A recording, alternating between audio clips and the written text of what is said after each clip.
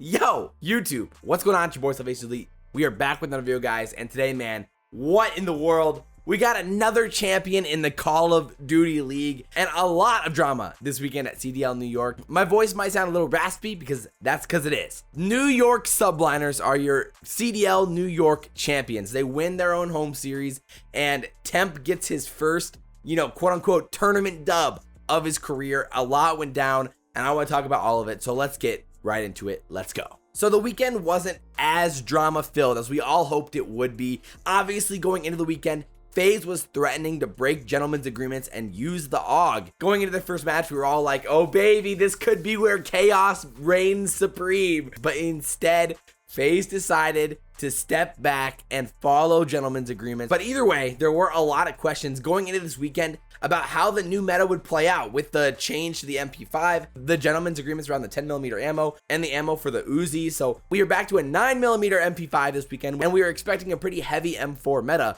and that's exactly what we got. There were points when you were seeing 3, 4 M4s on the map at a time. It was a weird sight seeing some of these guys with the M4s in their hand instead of the MP5 like we've seen all year long.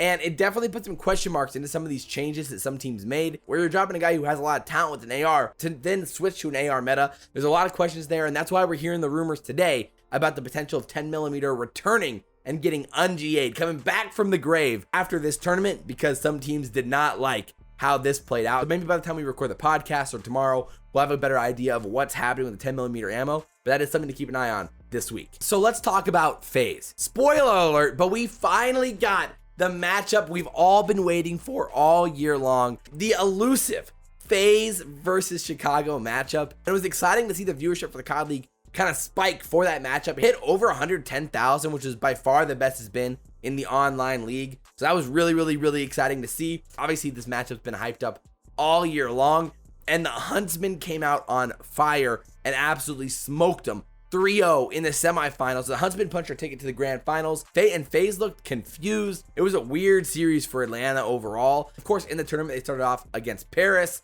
and then they went to play Toronto and lost against Toronto in a really strange series. FaZe lost both S&Ds and the map 4 hardpoint on Gunrunner, and they did not look good on that Gunrunner hardpoint. The S&Ds were rough overall, and it definitely does poke some questions to where FaZe is at as a team. Can this team kind of iron out their kind of technical mistakes that they're making around the map right now with how they rotate, how they play time in these hard points? They've just relied so heavily on their ability to break hills using their gun skill, their ability to play off each other. It didn't feel as organized in these maps against, Toronto in that hard point or against the Huntsmen in the whole series. And FaZe definitely has some real problems they need to work through right now. And it's right now holding them back from being an elite team, because in certain points, it feels like it's just a little inconsistent about when they're in the right positions and when they're not, and the levels of patience they have in certain moments. And it's just not fully clicking for FaZe as a whole right now. They do still have a 30-point lead over the Huntsmen in the standings, and they have a 50-point lead over third place, which is the Mutineers.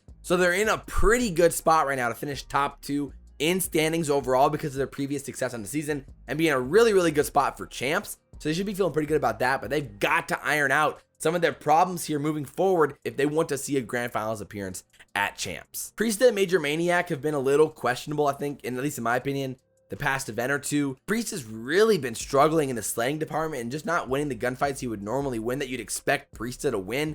People can blame the game or blame the situation or whatever it is. For whatever reason, Priesta really needs to step up his game and just win a few more crucial gunfights for FaZe. And realistically, Major Maniac can, figure out some of his S&D woes, and Priesta can feel a little bit more comfortable inside these hardpoint maps in the next few weeks, they're going to be a great team at champs, and obviously one of the favorites to win it all. Any team that we don't touch on in this video, we'll definitely be touching on in the podcast coming out tomorrow, so be on the lookout for that, because I would love to talk for like 45 minutes about all the teams in this video, but that's what the podcast is for. So we'll be diving deep into this event and the next event in the podcast tomorrow, so be on the lookout for that. It's going to be a juicy one. But because we just talked about the FaZe, let's talk about the Huntsmen here. My goodness, man. We all thought that this meta would be really interesting for the Huntsmen, because Arcides hasn't been able to run a full-time AR this year because of the basically 4 MP5 meta. So he was finally able to run the M4 full-time at this event, and let's be honest, he was nasty. Kind of the Alec that we always expect to see was out for most of this event. Obviously, the team overall struggled in those matches they ended up losing, and that's what cost him at the end of the day. And as well, this weekend, Scump got a record that he probably doesn't want to have. So according to Reddit, I know this isn't the most scientific of research, but based off everything I've seen, it sounds like Scump now has the record for the least amount of kills in a grand final series. Scump only had 32 kills across the 3 maps. This meta probably caused for the slowest gameplay in quite a while in COD, so of course it has something to do with it, but only 32 kills across 3 maps. It's tough. That's unfortunate for Scump. And that has a lot to do with why people were trashing on Scump and telling him to retire. Like, the toxicity on both sides for the Huntsman fans when it comes to when they win and when they lose is real tough. People say, you know, when a team wins, it doesn't count, but when a team loses, they've got to blow up their team, they've got to make changes. So there's definitely a balance in there with where these tournaments matter and the effect that online COD has. What can you say? It was a down series for Scump overall, and not the best COD he's played in his career, to say the least. You know what? He's in the record books at the end of the day. But overall, Alec was in a hard carry mode, frying all weekend with that M4 in hand, and that was definitely awesome to see. I think it was a little weird seeing, you know, Pristini running that M4. We've already seen some Huntsman fans like, yo, bring gunless back because of the M4 meta or whatever. Obviously, I think it's a little bit extreme at this point and probably pretty unrealistic. So I mean, Huntsman fans need to calm down a little bit when it comes to how the team played. I mean, they end up getting a finals appearance. They beat FaZe 3-0. They just struggled in the grand finals versus the Subliners in a rematch where they had beat them previously in a 3-2 series during the event. I mean, they looked great in SND all weekend. They were putting a lot of time into that after struggling in it after the roster change with Pristini. And so that was probably a great thing to see if you're the Huntsman fans. Came up pretty short in the S&D against New York in the grand finals, but in their matchup earlier against New York, they beat them 3-2 and won both S&Ds. And it's just really difficult to beat a team twice. I did see that Pristini was lagging in the grand final supposedly in the first half or so, and so they said that it kind of tilted them and they lost composure, and then the S&D kind of all spiraled and they kind of lost composure, which is unfortunate if that's the case. But it's always a weird situation with, you know, it seems like Scump, maybe Scump and Formal teams, where it's like a mentality thing where if they come in knowing that this is going to be an incredibly difficult match against a team that they're excited to play against, I feel very confident about the Huntsmen. Like in the FaZe situation, they came out and played amazing Call of Duty, beating FaZe 3-0, and then you come out, you're rematching against a team that you just beat in New York in the grand finals, and then you struggle. Whether it was like, you know, the pressure or the lack of focus or just the marginal decrease in motivation because they weren't playing FaZe anymore, or coming off the high, or like the overconfidence from beating FaZe, or if it was just the meta change or the lag overall, a combination of those things really did affect the Huntsmen. Of course, props to New York. New York played a fantastic series and dominated every aspect of all 3 of those maps, basically. So they wholeheartedly deserved the win and played great overall. And of course, we'll talk about them more in a second. But I'm pretty confident in the Huntsmen moving forward. It's going to be a little bit weird depending on how this meta shifts and like whether or not, you know, the M4 will still be good enough. If this 10mm comes back, you know, will you still be running 2 ARs? Either way, in my opinion, the Huntsmen should just double down on the 2 AR setup and just roll with it with Alec running that other M4, because obviously Arcities and Formal are better off with the M4 in their hand at the end of the day. Real quick, when it comes to like the Rokkr and the London Royal Ravens, they're both in a tough spot at this point. The upside is just seemingly not there where you want it to be for either of those teams, especially for the Rokkr.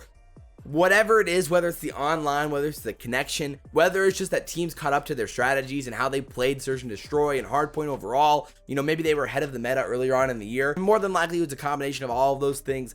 They're just not the team they used to be. The slang power isn't there anymore. The great holds on Hardpoint just aren't there where they were in the past. Just the unfortunate lack of slang that they had earlier in the year, whether that's from GunRX or from Assault or from Alex. The Rokkr just really slipped in the past month or so. It doesn't seem like it's going to be getting any better from here on out. I don't know really where the change would happen at this point that would make them a top 4, top 5 team at this point anymore. And then for London, it's kind of in the same boat.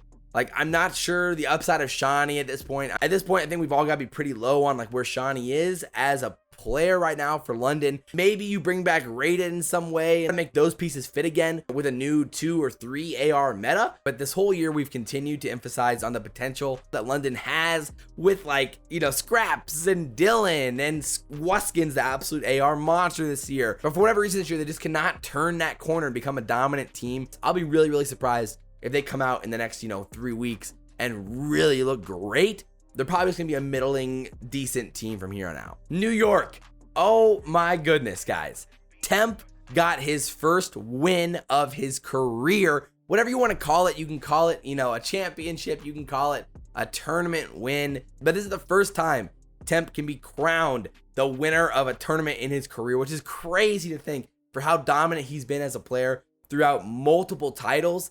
And finally, on this game, and for Zoomaa and Attach, this is their first win in 826 days. And the last time that they won was in World War II in their insane comeback, FaZe versus OpTic in the CWL playoffs. So that was absolutely nuts. And it's been a minute since Attach and Zoomaa have won a tournament, and now they're back together, reunited, and they get back on top once again. Thanks to, like, you know, a little bit of change with bringing in Mac earlier on in the year, this team feels like it's starting to hit its stride right in time for this end of the year and heading into champs. And their final tournament is this upcoming weekend in the London Royal Ravens homestand. So they're looking to secure their top 5 spot in the CDL, and I think they're gonna be in pretty good shape to make that happen this weekend if they keep playing like they've been playing. They've looked awesome really across the board in all the game modes. They've looked very, very competitive. And again, of course, they made a statement against the Huntsmen and really showed the upside that they have as a team in that grand final. And it really was a collective effort in slaying from a lot of different guys to really put on that performance, especially inside the S&D, and how clean that was as well. I absolutely love how New York is playing Call of Duty right now. And they are 100% a contender in these last few weeks of the year, especially heading into CoD Champs. But right now they're sitting in 5th. And so that'll be something to watch with how that seeding at champs could potentially play out. So I hope you guys enjoyed the video. Obviously, like I said, a lot more conversation about this will be happening on the podcast tomorrow. I hope you guys enjoyed the video. If you guys did, like, comment, favorite, subscribe. I really do appreciate all the support. It does mean a lot to me. I'm trying this full time, and I cannot do that without you guys. So I really, really do appreciate it. But as always, guys, I'm your boy Salvation Elite, and we will see you next time. I'm out.